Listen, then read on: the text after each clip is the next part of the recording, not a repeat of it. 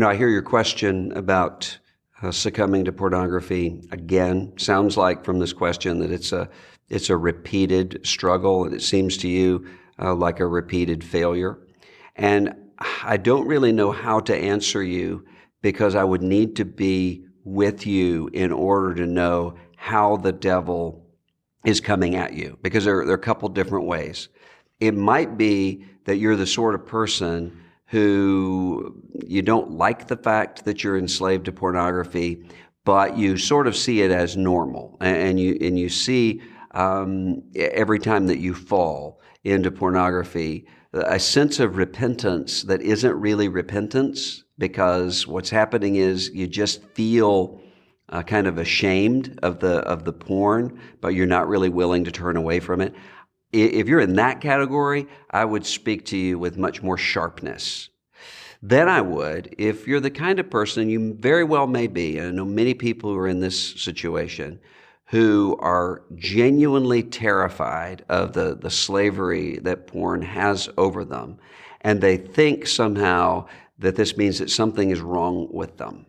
What's wrong with you is that you're a sinner. You're living in a fallen universe. You're living in an era of ubiquitous porn, and you're living at ground zero of spiritual warfare in your life. So what I would say to you is, don't do this alone. The way that porn can really get a hold of you, it thrives in the darkness.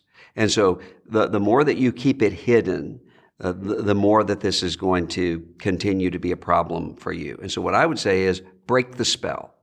Go to someone that you trust and confess and say, I'm handing myself over to you to bear this burden and to help me with this. And so what that may mean for you is that you've got particular areas of times where you're more vulnerable to this, that you need to have someone help you shore up. It may be that you don't need internet access in your home. Maybe that's where it is that you're tempted.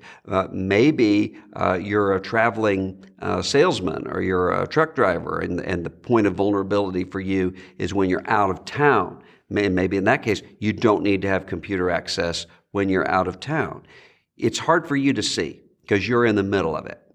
But what you need is someone else to be there with you, along with a word that says to you both that everything that's hidden is going to ultimately be exposed. You can't hide this. But Jesus knows what's going on in your life. Jesus is not ashamed of you. And what Jesus is wanting to do with you is not to lash out at you and not to punish you, but to free you from something that's numbing you, something that is not even giving you what it promises to give you. So don't give up hope. Don't fall into despair. Fall into Christ.